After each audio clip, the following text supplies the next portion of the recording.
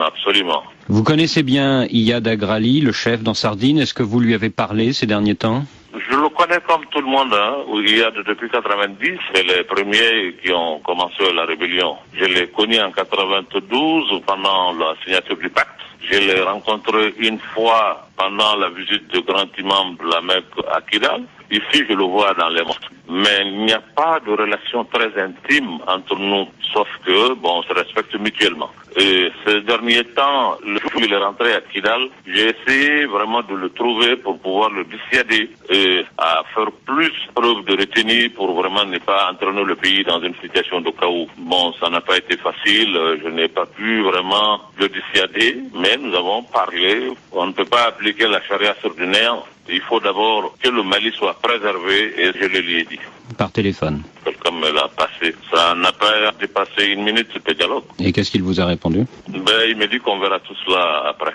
Est-ce que vous ne craignez pas qu'il s'emballe et qu'il soit grisé par ses succès militaires? Je ne pense pas. Il faut très rapidement le faire voir la réalité en face.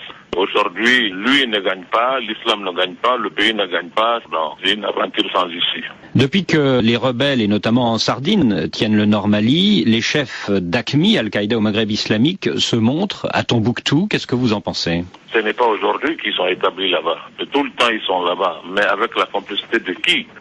Maintenant, s'ils se montrent, c'est encore une raison de plus pour qu'on prenne cette situation-là très au sérieux. Et ça ne vous préoccupe pas, cette alliance entre en Sardine et AQMI?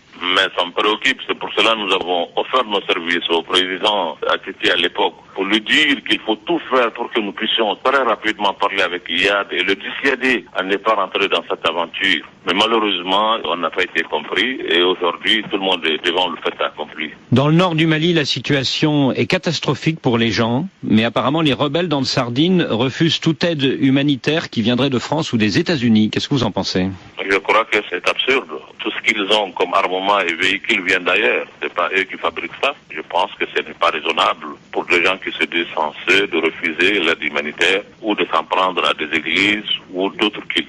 Je les appelle encore à plus de retenue, à faire plus de discernement, vraiment pour qu'on sorte de cette situation. Mahmoud Dicko, merci. Mahmoud Dicko, le président du Haut Conseil islamique. Nous, au niveau du front, et en tant que citoyens, nous pensons qu'il peut compter sur tout.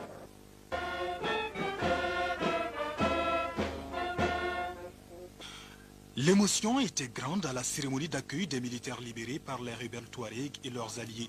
Ces soldats viennent notamment des garnisons de Tessalit, d'Aguelhok et de Kidal. Ils sont artisans des derniers combats qui ont opposé les forces armées aux rebelles.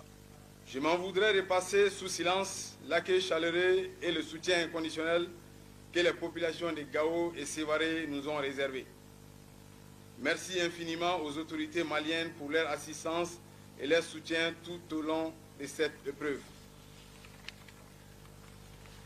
Enfin, nos derniers mots de remerciement, et non les moindres, vont à l'endroit du Haut Conseil islamique du Mali, qu'il veuille retrouver ici et accepter notre profonde gratitude et notre entière et éternelle reconnaissance. Justement, les jeunes ont retrouvé la liberté grâce au dialogue engagé par le Haut Conseil islamique. Le dialogue, un passage obligé pour résoudre toute crise, estime Mahmoud Dicko. Quelle que soit la situation, il faut quand même préserver l'essentiel, c'est de pouvoir se parler. Ne jamais